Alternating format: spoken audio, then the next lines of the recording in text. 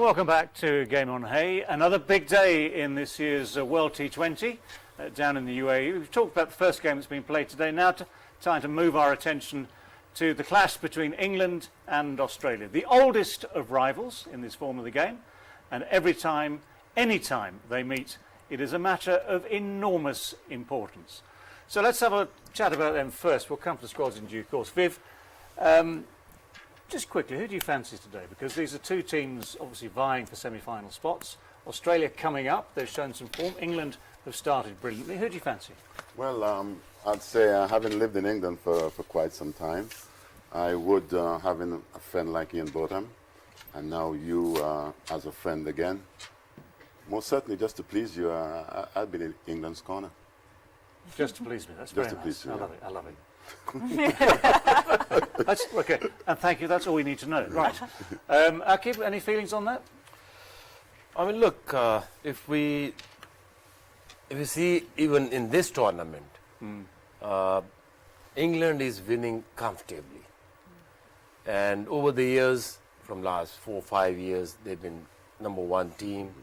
A lot of hard work been done, planning have been done. It's not like a naturally happen. They planned it, executed, and now we can see the results. The one team realized in 2015, oh God, where we are going. We have to do something. They research on it, what's going wrong, pointed out the mistakes that they have made, what is way forward, and how we're going to execute. Message sent from national team to the counties that look, over the 4 or 5 years, these are the targets, this type of brand of cricket we're going to play in the future. It's all done and executed, and now we can see, I think the most balanced side in this World Cup is England. Well, it's always nice to hear. They have form behind them, and they've had, as Aaqib so rightly says, over the last few years developed their white ball cricket. It's become almost more of a priority than their test cricket, sadly. But it has worked. But at the same time, Australia have just started to climb out of a bit of a rut. They've had a tough time the last year or so in this form of the game. But they found form, key players are coming into form. So that, in my book, makes them dangerous. Totally agree. I think when the World Cup was starting, we were seeing in this group England as total favourites. They still have that thing, but the way Australia has played in the last couple of games, it does show that they are gelling back together. And David Warner back in form at the top, Aaron Finch with some runs, Starc taking important wickets in the middle, Zampa bowling so well, Steve Smith has got runs. So now, again, Australia is also looking quite good now. So, I mean, I do think if Australia had not played the way they played in the last couple of games, I would have said England would win comfortably. But the way Australia is also shaping up, I think it's going to be a very tight contest. Always will be. Okay, if we look first then at the England squad, very good squad, missing a couple of people who normally would be available, of course, the likes of Stokes and Archer. But if you look at the personnel in this squad, look at, for instance, the 11 that played in the last game and beat Bangladesh very comfortably. Roy, Butler, Milan, Bairstow, Morgan, Livingston, Ali, Wokes, Jordan, Rashid, Mills. I mean, that was a very effective combination there. They've got Mark Wood, who's been just nursing his ankle injury, who might be able to come in if, for instance, they want to leave out Chris Jordan. That's a big call because he's so important towards the end of an innings with the ball. But it means they've got good resources. If we pick out from there, for instance, I mean, there's obviously the established names like Jason Roy, Joss Butler at the top of the order, but pick out, for instance, Livingston as an upcoming player who has a huge talent to hit the ball, also used to all these leg breaks. So he's one of those all-rounders who, if he settles into this 11, could make a big difference. I mean, look, we saw Livingston in PSL 2 years back. He performed relatively good. But the last season which he played in England, the T20, he was, I think, the 100. the most impressive T20 player. And we all talk about playing in UAE, having more options, spin options. And if you have the luxury of one of your top 6 batter who can bowl 2-3 overs, That's and that bowling is not test. If people say if you can't bowl, if you can't do anything in bowling, you can roll your finger around. That's not bowling. I think myself and Sir Vivian would not agree to that. Oh, man. Okay, right. You've got a class spinner on my left. Class spinner objecting to that. You've got the master blaster as was, who used to say spinners can't bowl. So I mean, that's why we have your part. In defense of spinners, they say you have to be a little out of your mind to run so fast and then bowl when you can just walk and bowl. Save energy. Save energy. But you used to mix it up with the leggies. Listen, I'll tell you something. When I used to roll it, it used to get me a lot of wickets. Yes. It's when I spin it, it didn't do me any good. Just roll it across because of what they're expecting at that particular time. They go, They go to turn it, something, the amount of leading edges that I would have had back. Guys looking to turn it around. that's what I'm talking about. You have to have something. That's right. Something in it. Can I say this? When we had team meetings about how to play West Indies in the 80s, we didn't spend an awful lot of time on your bowling. You We should. spent a lot of time. No, I know we should have done. And can I point something else out as well? Having faced, for instance, Holding, Marshall, Roberts, Garner, Croft, all flying it past here, past the head, over the head, into the ribs. He would come on, 2 paces, a little bit of off spin, and he'd bowl a bouncer as well. Just to keep Jamaica, you bowl bouncers to his nice hole. just to keep you sane, keep you in touch what's going on. Yeah, but we were used to that. I can tell you something also. I remember Ian Botham in Trinidad and Tobago. I guess you were there as well. And I can remember he used to say to me, man, if ever you get me out bowling that little poop stuff. And I said, what do you call poop stuff? So by that time, Mikey, who was on the long off boundary, I kept telling him, go back a little bit. Just keep going back a little bit. Chucked it up. Ian Botham took the bait. I'll tell you something. You ever seen Vivian do a somersault? Bang, perfect 10. Well, we've got, actually, do you know, we've got a nice piece of grass. You're not going to see it here Do today. you want to go and do it now? No, not today, not Okay, today. right. Back to this game. Let's get back to this game. One of the great things for England in this tournament, they've discovered that the Moeen Ali Chris Woakes partnership works in the power play. 2 games they've had so far, it might change today. The 2 games they've had so far, the 2 of them have picked up wickets. They've controlled power plays. I mean, look, they have, if you look at the top 7, they can bat anywhere. They can send sometime, if the left arm spinner is bowling, they can send Moeen Ali number 3. We have seen it. They've been trying everything, giving a chances to the batters, going up and perform. I think it's really, really thoughtful process behind this team. They're not afraid of picking the players and exposing them. The worrying is like they're playing in Dubai. Yep.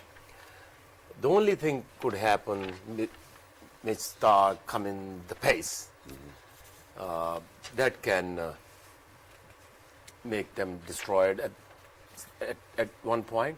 But otherwise, if head-to-head, a normal day of cricket, they had edge. Yes, I mean, okay, so I mean, you're right. The batting lineup goes all the way down. It seems they have strength in batting, but when they start the innings with the ball, okay, these 2, Moeen Ali, Chris Woakes, have done well so far in the 2 games they've played. Picked up wickets, controlled power plays against Warner and Finch. For instance, Moeen Ali against Finch. Now that Finch has got some form back as well, he loves an off spinner. Yeah, I think that we can see that change, the strategy change. But I think at the moment, Moeen Ali has been doing really well. And against David Warner, he might have a chance also because he can bring the ball in with that arm ball. So I think they'll definitely use him for 1 over. That can be my guess. But they have options like we were talking about Pakistan, why they are looking so good that they have got a really good 11 and they have got a very good option outside that 11. And same is the case for England also. I mean, they still have to play Mark Wood. He has not played. Tamil Mills has been really good. Chris Jordan, we have not seen enough of him because they have not been tested enough.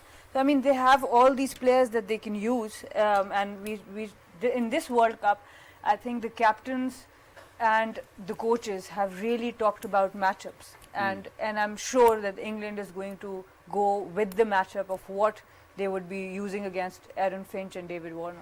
And with a captain like Owen Morgan, who understands the game so very well, if you need to make a change, you make a change. It's as simple as Yes, that. and that's why Moeen Ali was implied. He was given 4 overs against Bangladesh because Bangladesh needs some pace to get off. Yeah. They took the pace off. They wanted the Bangladesh batters to generate the pace.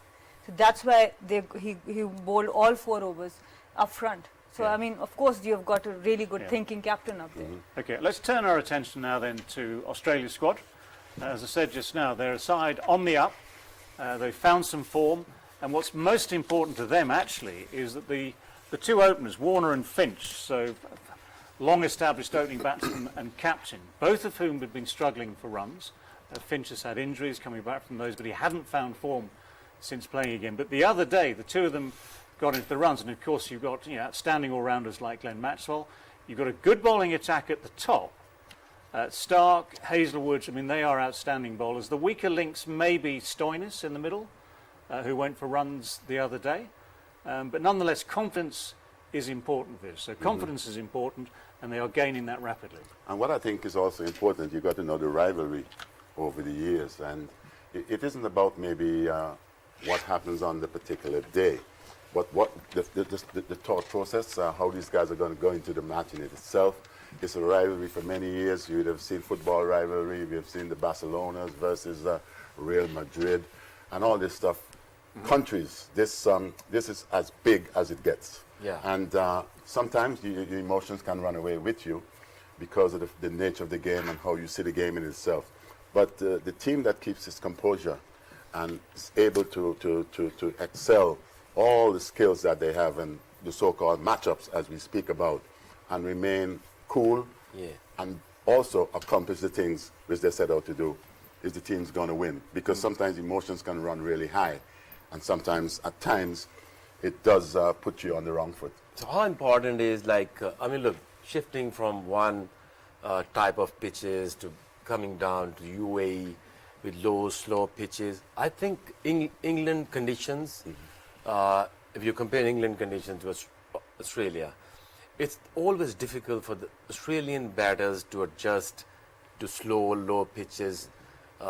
Difficult if you compare with England, because England, they have same pitches, same conditions, but not a big difference Good in bounce. Yeah. So I think England has edge because they've been proved over the years that they can adjust easily to India and UAE and Asian conditions better than Australian batsmen, isn't it? Yeah, you know what intrigues me about this English team is the fact that they are, even though without Stokes, who's definitely the premier all-round in world cricket, and the young paceman, Jeffrey Archer. Yes. The guy. Without these particular individuals, England still looks pretty good. Yes. Because when you have a deep bench, like in soccer, it's not sometimes the guys who are presently in the first 11 get it done, but the guys who can come off and make a huge difference. And I think England's got a lot of... because look, Wood he got injured, and Tamim Mills came in, and he's not going to let him come back the way he's bowling, isn't it? Well, to be fair, when you get an opportunity, that's how sometimes some guys, because he's been out for quite some time, Millsy, now that he would have been given an opportunity because of an injury to one of the main guys, sometimes guys doesn't let go. Here's an opportunity for holding. Yeah, to hold on as tight as possible. It's a very good sign. Yeah. Let's have a look at the head-to-head between these two then, just in the most recent meetings. We're going back to 2018, Australia winning by 7 wickets. Later that same year, England come back and win. England win again, Australia won the most recent, which is still 2020, only 8th of September 2020, and Australia won that one. All these things are nice to know. All these things will be sort of factored into team meetings, but personnel change, the venue changes. We're not in Australia, as Aaqib says, we're not in England, we're in the UAE, we're in Dubai. Yeah, and Aaqib talked about preparation and what we have seen from England, whether it's men's cricket or women's cricket, we have seen that their development squads, their under 19, regularly visit the UAE and play there. So I think they have definitely, most of their batters were playing in the IPL that are in the 11, and their reserve players were playing in the PSL. So that's how the deep kind of preparation England has done. But of course Australia is an improving side and it's going to be a good contest. But now that you have taken the seat of the host, I would also want to ask one of the questions about what do you think about this match, because it's the England match and your opinion should be there also. Sarah, how very kind of you. Right, give me 20 minutes.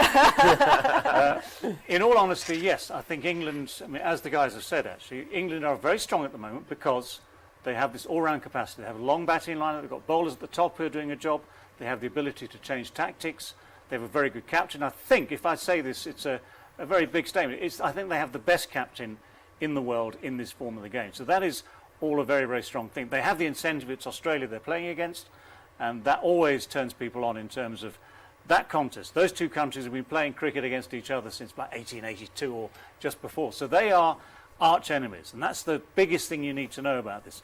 But I think what Morgan has is control. I think he has the right players in the right places. He's got options, and if one plan goes wrong, he knows well that he can, full well, he can change to another option. So I think that's what gives England just the edge as we start the day. But I mean, things can change so rapidly, so no one is going to take anything for granted. Now, for instance, one of the opposition members, Steve Smith, we've talked about Warner, we've talked about Finch briefly. You've got this extraordinary cricketer who is Steve Smith, who in test matches a couple of years ago against England, they couldn't get him out for weeks, for days, for months, you know. They couldn't get him out. This is the shorter form of the game, so we know one thing. He's certainly not going to bat for longer than 20 overs, but he's still this extraordinary man. And if we have a look at some of the way he plays, I mean, he does extraordinary things with the bat, the positions he gets into. This is the but guy he always that seems just to have makes time and always seems unorthodoxy to- works. Look at that. It's amazing that he uses the crease so well, and he improvises so well also. And you may see him move around as much as he wants, but at the end of the day, his head is so still, and he's watching the ball every time onto the bat. I think that's the key. He watches it so That's well. right. I mean, people talk about techniques, they talk about standing still at the crease. He is completely the opposite. And yet at the crucial moment, he is watching, he's in the right position, and he watches the ball so well. It's not important how you're standing or you're receiving the ball, but it's important at the time of release, your position. People talk about many players, oh, this is not a good stance. It doesn't make any difference. Your position at the time of release is important. Chandrapal, when it's come to Same way. as anyone. You have a guy in your test team as well. Fawad Who's Alam. that other guy? Fawad Alam. So I think playing in UAE, you need one or two guys like Smith, like Shoaib Malik, Hafiz, like Morgan. It's not about hitting out of the park. We haven't seen so far, isn't it? Every game is, if you want to chase down 135 or 40 or 150, it has to be a proper rotation of the strike, because especially after 10 overs, when the ball gets old, the pitch got slower, you need to have players like experienced players hitting the gaps, rotation of strike. That's important, and that's why Steve Smith is so special for Australia, especially in UAE. Sarah, are you a Glenn Maxwell fan? Yes. So far in the tournament, he's threatened but not really delivered. A couple of big shots and out. Yeah, I think for Australia to reach those final stages, he will have to be a key player there, because with spin option, the way he can negotiate the spin with his reverse sweep, switch hit, sweep, he needs to bat longer. Because with Mitch Marsh in the order, we saw him struggling against spin. So because of that, the role of David Warner, Aaron Finch and Maxwell becomes even more. And I think he has done well with the ball in the first match. Second match, he was taken by surprise by the two Sri Lankan batters. So, I mean, it's going to be interesting, and he will have to now mature as a cricketer. I mean, he can do really well in patches, but for him to do justice to his potential, it's very important that he win games by making big runs. For instance, the other day they put him up to number 3. Marsh had batted up there before. They put Maxwell up to 3. Smith, Stoinis, Marsh weren't needed because the top 5 did the job. And that was against Sri Lanka. So if he fires, of course, I mean, that's one thing that England will be very wary of because he can do extraordinary things. He's definitely an impact player, and to win against England, the impact cannot be 25 runs. It has to be 50, 60 runs to have an impact against England. As I said before, he's an enigma. You're never quite sure what to expect from Glenn Maxwell. You see maybe that second ball that he would have faced or the third ball going to the reverse sweep. But when he gets going, he can hurt any bowling attack in the world at this particular format. Yeah. Well, if enigma is a code, England have the code breakers. You reckon? Well, one of them, okay, we could pick a lot of people here. Okay, one of the code breakers, if I can put it that way, is Adil Rashid, leg break bowler, who has grown in stature over the last few years, both in the 50-over game That's the West Indies. and the 20-over game. Well, and that's easy picking. Good comeback, Dave.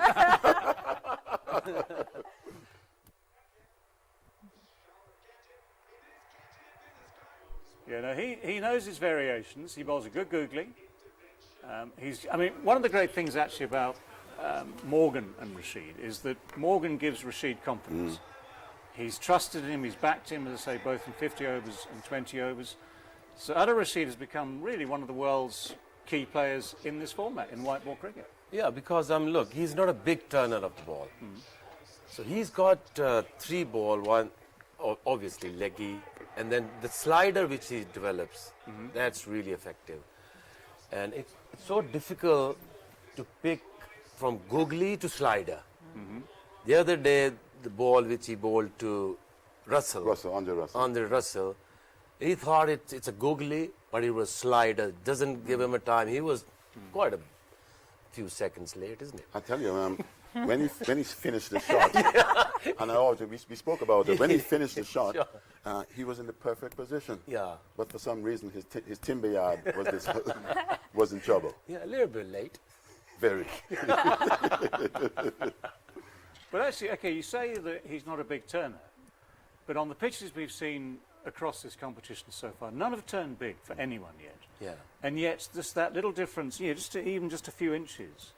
If you're trying, for instance, to play a big shot and you don't read it, things like top edges happen, miscues happen. I mean, okay, we saw those pictures just now of the West Indies not clearing the infield.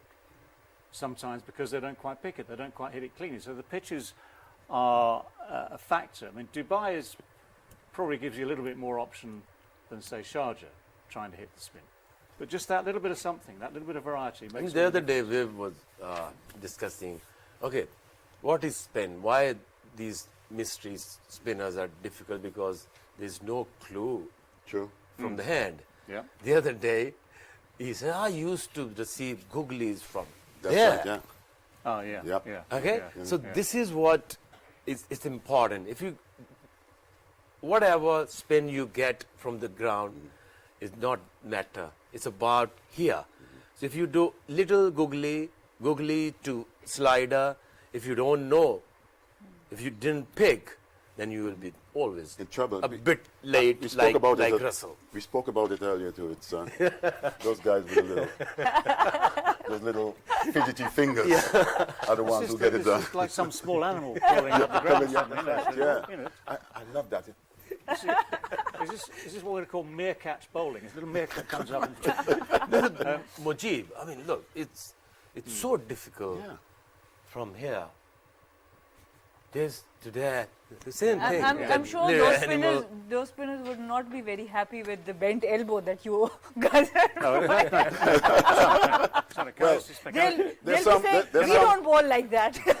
There's some who would have featured. Can I just explain, for the record, obviously we don't want to get into legal problems here with this action, the little meerkat action, but obviously if Viv extends his whole arm in the studio, it'll be going out of shot above the screen. So just so you can see what's going on, these are the variations, we're doing it this way.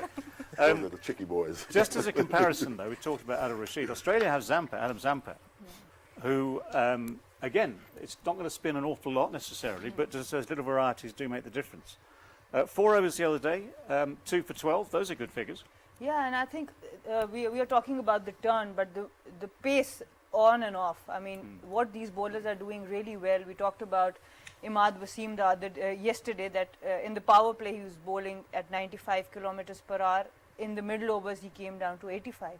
And that's what we see with these bowlers. Zampa also taking the pace off when needed and having that intelligence of reading the batter and knowing when to take the pace off, when to fly it, when to bowl that flipper. I think that's what T20 cricket has really improved in bowlers, that they are now even more of thinking bowlers and they have to be on their toes with all that control against a left-handed batter and a right-handed batter. So there are a lot a spinner needs to do to have those figures. They need to be as good to a left-hander as they are to a right-hander, and then the change of pace. Yeah. And there are times when you spin the ball too much, it doesn't have really that effect. Take, for instance, you have a seamer who swings the ball so much that most times you just need it to swing just enough that it can take the edge. When it swings a bit too much or spins too much, it doesn't quite have the effect. Miss the that's bat. right. That's right. Easily. Right, before we run out of time, Aaqib, one thing I want to talk about is the Yorker. We saw the other night, Shaheen Shah Afridi at the end of that innings, firing in Yorkers at the batsman's feet. Australia have one like that, similar sort of pace, very similar action in many ways, Mitchell Starc, who again seems to be very good at the Yorker. I think I love Mitchell because of his slingy action. In the end, when you deliver from here, I mean, guy running at you from around the wicket, slinger, and it's straight and up. You got Yorkers, white line Yorkers into your shoes, and like 145, 150 at times, tall, strong guy. I think he's there. He's complete package, and Australia can rely on it. But it's really difficult because Kane Richardson is also a very good bowler, but the choices they have is Agha, Aston Agha. I want him to be somehow in the team, moving forward in the semis or big games. You have Maxwell. The Maxwell is type of bowler who will work out one day, and then you have to have options like Aston Agha, you got left arm, you got leggy, you got offie. You become a bowling unit like Pakistan and England. And you spoke about maybe having an individual who can bowl a little bit or get 2 or 3 overs in with good batting options also. Yes. All right, so just time for your final nominations. We've had time to consider all the issues, all the players, all the strengths, all the weaknesses. Sana, England or Australia today? England. Thank you very much. You can stay. Aaqib, England. you can stay too. Viv, If I want to remain your friend, England. Viv, you'll always be my friend. Well, I think I've got to say England as well too. So that is not a prediction. It appears to, well, I suppose it is a prediction to be honest, but it's a bit of a hope in my case. I think on balance, yes, the way we've talked about it, England do have the edge before the game starts, but Australia never to be ignored, never to be taken for granted, because they are on the up, and when they see England in their sights, they want to play well. So that is all we have time for just for now. We'll take a break. Thanks to Aaqib, to Viv, to Sana, and when we come back, it'll be Sana in the chair.